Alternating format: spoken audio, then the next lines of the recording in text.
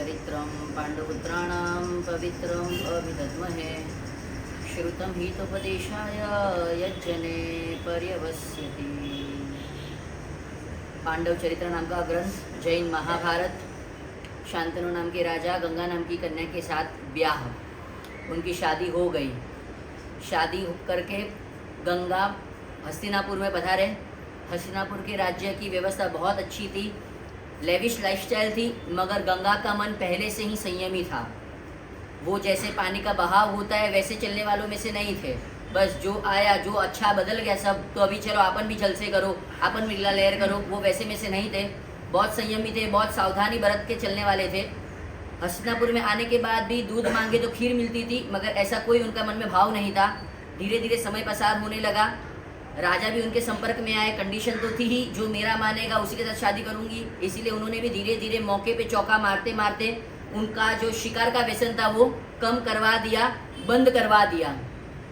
धीरे धीरे राजा भी थोड़ा समझने लगा, प्रजा में भी बात अच्छी चलने लगी कि राजा के मन का जो व्यसन था, राजा के जीवन में जो एक व्यसन घुस गया था वो भी चले गया है, और दोनों के बीच में प्रेम का संबंध भी अच्छा पनप गया था।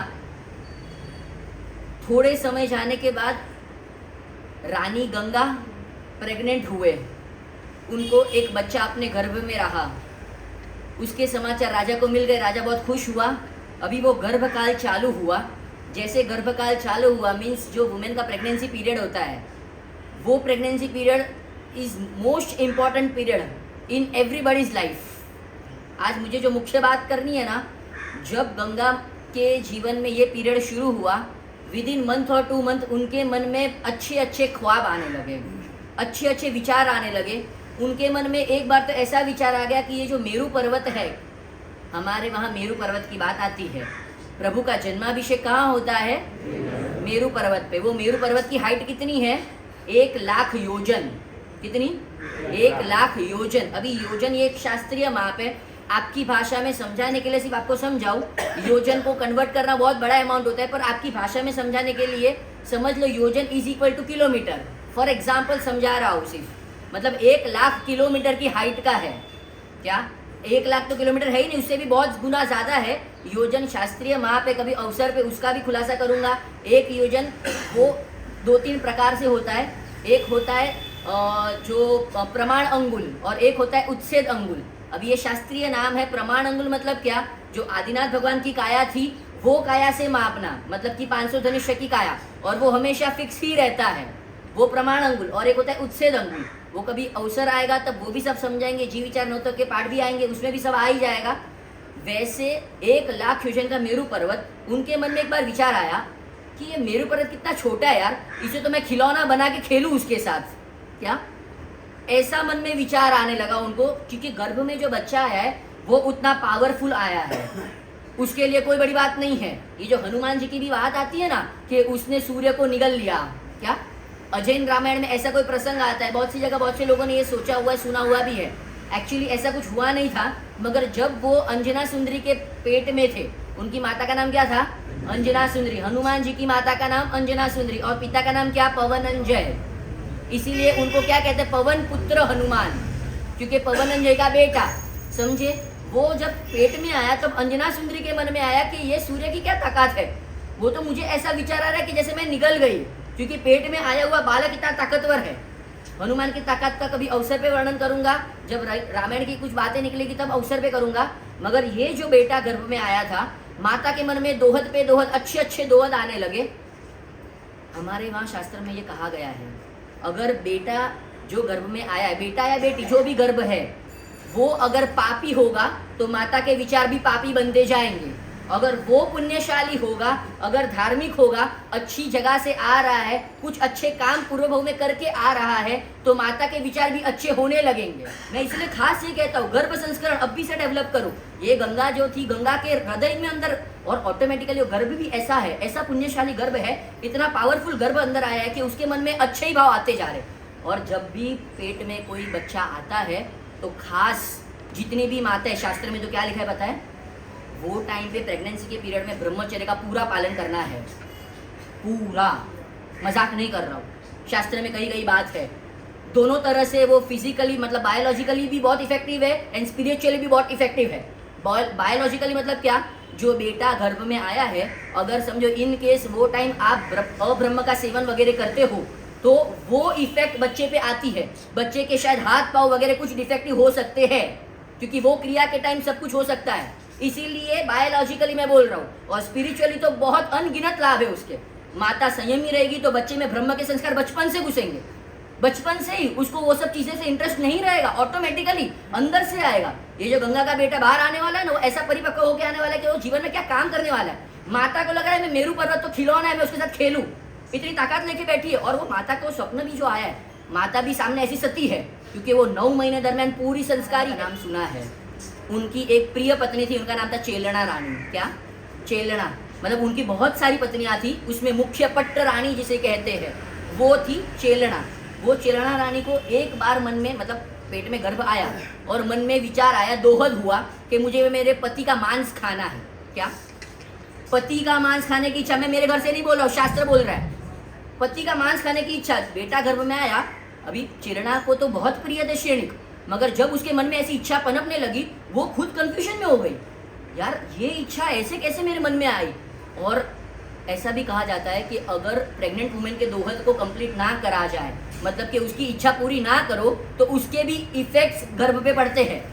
अभी चेलना मुंह से तो बोल नहीं पा रही है कि मेरे मन में ऐसे दोहद आएंगे, किसे बोले, किसे बताए। धीरे धीरे करते करते महीने 2 महीने में चेलना की काया सुकड़ गई, पतली हो गई, क्योंकि मन में ही मन में विचार चल रहा है, पूरे दिन आर्त ध्यान चल रहा है, और इस वजह से एकदम काया सुकड़ गई, पतली हो गई। क्षणिक को देखे मन में विचार आ रहा है, क्या हो रहा है, ये तेरी काया पे ये क्यों असर आ रही है।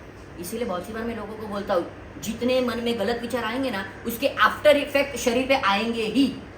नियम है, फंडामेंटल नियम। बहुत सी बार लोग बहुत पतले होते हैं, खाते तो एकदम बॉडी बिल्डिंग अच्छी होनी चाहिए, मगर खाते हैं जाता किधर है पता नहीं चलता। तो हम अनुमान करते हैं वो बहुत सोचने वाला होगा, बहुत सोचता रहेगा, बहुत विचारता रहेगा। शायद बहुत सी बार किसी तत्व पे ईर्ष्या होगी, इस वजह से उसका जल जाता है पूरा खोरा, इस वजह से बॉडी में आ नहीं रहा है। होता है, मजाक नहीं है, ये सब फैक्ट बात है। ऐसा भी मत मानना कि जो बहुत पतले तो सब ऐसे ही रहेंगे, ऐसा भी नहीं है, मगर ये अनुमान की बातें हैं।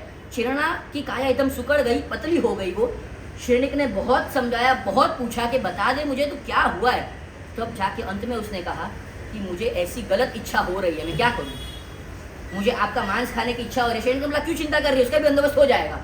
अरे तुमको मरना पड़ेगा उसके लिए, क्यों चिंता कर रही, मैं मर जाऊंगा, तेरा दोहद कंप्लीट होना चाहिए। और श्रेणिक भी समझ गया था मन में कि इसका दोहद अगर कंप्लीट नहीं हुआ, इसकी इच्छा पूरी नहीं हुई, तो इसका आफ्टर इफेक्ट कॉन्सिक्वेंसेस गर्भ पे आएगा। अभी श्रेणिक सोचे इसका दोहद पूरा करूँ तो करूँ कैसे। इसलिए उसके किंगडम में एक था बुद्धि का निधान, उसका नाम क्या, अभय कुमार। बाप से बेटा सवाया, उसका ही बेटा था, मगर बुद्धि के तौर पे देखा जाओ तो श्रेणिक को जितनी भी जीवन मुश्किल आई सब किससे सुलटाई, अभय कुमार। अभय कुमार को बुलाया कि सुन, ये तेरी जो स्टेप मॉम है, अभय कुमार की माता तो अलग थी, वो श्रेणिक की सबसे पहली पत्नी थी। ये चेलना उनकी बहुत सी पीछे की पत्नी थी, मगर सबसे प्रिय पत्नी थी उनकी। अभी ये जो चेलना है, तेरी जो स्टेप मॉम है, उनके मन में ये विचार आ रहे हैं उसको मेरा मांस खाना है। अभी गर्भवती है, उसकी ये इच्छा पूरी नहीं करी तो शायद अनहोनी हो सकती है, तो क्या करे, ये इच्छा कैसे पूरी करे। और तब अभय कुमार ने सोचा एक काम हो सकता है, ये इच्छा रात को पूरी करनी है, रात को अंधेरे में। हाँ अंधेरे में, मगर कैसे करेंगे। एक रूम के अंदर आपको लेट जाना है, मैं गुंदा नाम का जो फल आता है, आपने शायद सुना होगा, गुंदा एकदम चिकट चिकट चिकट चिकट होता है, वो गुंदा सब मंगवाया उन्होंने, अंदर से बीज निकलवा लिए। बोला कि ये पूरा है ना, आपको सो जाना है, पूरा मैं उसे लाल कर दूंगा, कलर से ही लाल कर दूंगा मैं, और पूरे आपके ये ऊपर के शरीर के ऊपर वो पाथर दूंगा, आपको सोते ही रहना है, और आपको उतने दिन के बाद निकलना है, मैं बोलूँगा तब बाहर आना है, तब तक आना ही नहीं है। सब प्लान एकदम कंफर्म हो गया। रात के टाइम पे चेलना को बुलाया, एक रूम के अंदर अंधेरा ही था, बोला कि ये देखो श्रेणिक को मार दिया है हमने, और उसका पूरा देखो यहाँ से हमने फाड़ा है, आपको जितनी इच्छा हो सब मांस खा लो उसका। खाया तो उसने गुंदा ही था, मगर जैसे खाने लगी वैसे खुश होने लगी, एकदम खुश हो गई। आधा घंटा, 1 घंटा, 2 घंटे के बाद एकदम खुश होती गई, वहाँ से रूम से निकल गई। अभी अभय कुमार ने जो प्लान बनाया था उस हिसाब से श्रेणिक महाराजा को अंडरग्राउंड 1 महीने तक रख दिया। क्या, दूसरा दिन हुआ, चेलना के मन में अफसोस पे अफसोस, मैंने ये क्या कर दिया, मैंने मेरे पति को मार दिया, मैंने उसका मांस खा लिया। इच्छा तो थी, इच्छा जैसे खत्म हुई वैसे विवेक आ गया।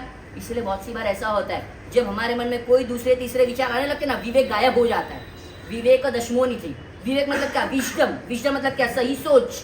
वो टाइम पे नहीं आते, वो टाइम पे तो एक मन में भूत सवार हो गया है कि ये चाहिए मतलब चाहिए, चिड़ना के मन में भूत सवार हुआ, मगर जैसे इच्छा खत्म हुई भूत उतर गया, निकल गया। सुबह हुई, मन में पश्चाताप पे पश्चाताप, क्या कर दिया मैंने, पति को मार दिया।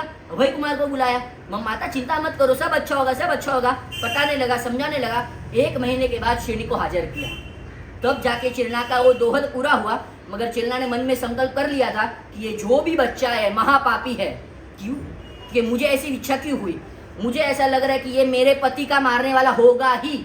और आप नहीं मानोगे, इतिहास गवाह दे रहा है कि जब चिड़ना ने उसे बर्थ दिया, मतलब बॉर्न हुआ वो बेटा, चिड़ना ने तो मन में सोच ही लिया था मुझे चाहिए ही नहीं, इसीलिए उसने उसको दासी द्वारा फिकवा दिया। हाँ, और अनाउंस कर दिया कि माता को जो डिलीवरी हुई तो मरा हुआ बच्चा ही निकला था क्या। हाँ, और वो दासी लेके कचरा के पेटी में डाल के तो आ गई, मगर कोइंसिडेंटली, और पुण्य भी देखो जो पापी जीव है उसका, कि वहां से शेरनी निकला और उसने ये कचरे के पेटी में आवाज सुना। किसका? वो बच्चे का रोने का आवाज। न्यू बॉर्न बेबी था, रो रहा था। और रो भी क्यों रहा था? कचरे के पेटी में चूहे थे, वो चूहे उसकी उंगली खा रहे थे क्या, इसीलिए उसे बेचारे का साधन है कि रोना। अभी वो रो रहा है, शेरनी का ध्यान गया क्या हो रहा है। उसने कचरे के पेटी में देखा, अरे इतना छोटा सा अच्छा मस्त बालक है और वो उसको खा लिया और वो रो रहा है। शेरनी ने, जो उसका कातिल बनने वाला है, उसने उसकी उंगली ली और अपने मुंह में दबा दी। उसे शांति मिले क्या, उसे स्वस्थता मिले। और आप नहीं मानोगे, उसे उठा के वो फिर से लेकर आया और उसने आके अपनी पत्नी को दिया कि ये बच्चा किसका है। तब पत्नी ने बोला कि ये अपना ही है, मगर ये आपका हत्यारा बनने वाला है, इसीलिए मैंने फिकवा दिया है। तब सैनिक उसे कहता है, आने वाले दिनों में जो होगा सो होगा, मगर मुझे ये मेरा बच्चा, मेरा हो या किसी का भी हो, मगर इसकी हिंसा करनी नहीं है। इसे पाल पोस कर मैं ही बड़ा करूँगा। और आप नहीं मानोगे, उसकी उंगली वो जो चूहे ने खा ली थी, उसकी उंगली को रोज अपने मुंह में पकड़ता था, रोज उसे बड़ा करता था। बड़ा तो किया, मगर बड़े होने के बाद वो पौनिक को मन में विचार आया, ये मेरे बाप ने मेरे साथ अन्याय किया, और उसको ही जेल में डाल दिया। मजाक नहीं है, फैक्ट बातें हैं। जो सैनिक आने वाले 24 में पहले तीर्थंकर बनने वाले हैं, क्या हालत। आप सिर्फ एक बार सोचो तो सही, कहां से कहां जा रहे हैं। जो सैनिक महावीर स्वामी के परम भक्त है, आप कोई बाउसी के भक्त हो ना, वो समझो भगवान के भगत है। भगवान के हृदय में वास करते सैनिक, जहां भगवान जाए वहां रोज सवेरे उठने के बाद सोने के चावल से बधाते, सोने के चावल से वो साथिया बनाते। ऐसे सैनिक एक टाइम में राजा और एक टाइम में प्रिजन में, जेल में। सिर्फ सोचो कहां से कहां ले। इसलिए मैं लोगों को बोलता हूं, कभी भी ऐसा मत सोचना साहब आज बहुत अच्छा है तो कल अच्छा ही होगा, कुछ पता नहीं। पुण्य कब खत्म हो जाए, पाप का उदय कब हो जाए, कुछ पता नहीं। गंगा थी, वो अपना पीरियड 9 महीने का बहुत अच्छे से बिता रही है। जिन धर्म का सेवन, जिन धर्म का पालन, जिन धर्म का श्रवण, और उतने चिंतन मनन, और मन में भी बहुत अच्छे अच्छे भाव आ रहे, पूरे संयम से ब्रह्मचर्य का पूरा पालन कर रही है। वो 9 महीने के दरमियान कोई भी जात के मन में गलत भाव नहीं आ रहे। और आने वाले दिनों में कैसा बालक आएगा और आगे क्या होगा, उसकी बातें कल करेंगे।